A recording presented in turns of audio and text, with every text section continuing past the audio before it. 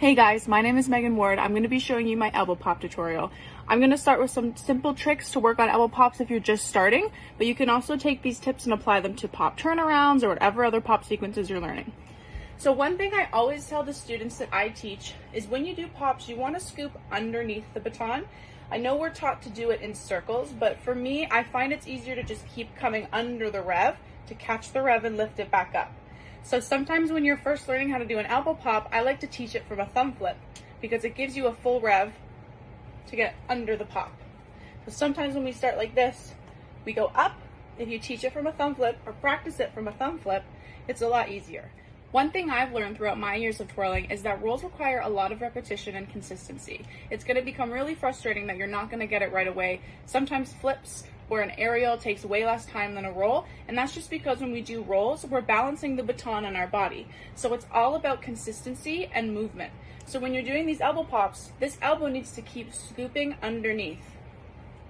Under, under, under. Now, if you can already do 2 to 3, maybe even more pops on your right arm, start practicing with the left. You can start with the pop turnaround or just simply transitioning onto the left, and it's the exact same idea. So you want to go under, under, under.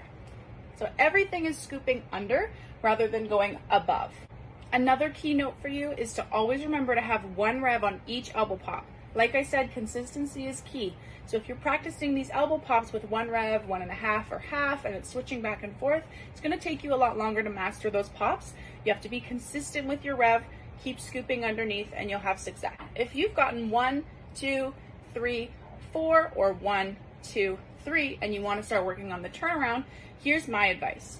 So I always like to start in a tendu position, 1, 2. On my third, my elbow is pointed to my judge or my front. This is where my turn starts. Some people might teach it, you face the front and then you do your turn, but I like to teach my students to start here, lift that pop up, and do a tight shinny turn, and meet this elbow back at the judge with the right to scoop back up. The reason I'm showing you these pops indoors is because it's the best place to learn them with a tight ceiling and minimal space. It's going to help keep your body tight and your elbows tight. So in conclusion, you want to come under your elbow pops, 1 rev for consistency, and if you're doing the pop turnaround, elbow to the judge, tight shinny turn. Now I know that some people are wanting to learn reverse pops, or you find that it's a lot more difficult than the regular way.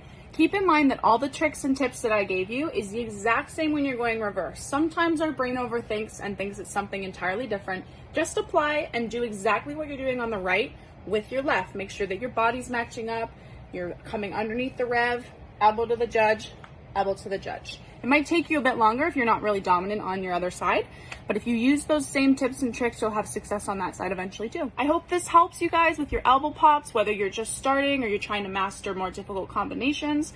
All of those tips that I just gave you, I hope really help you have success. Thank you.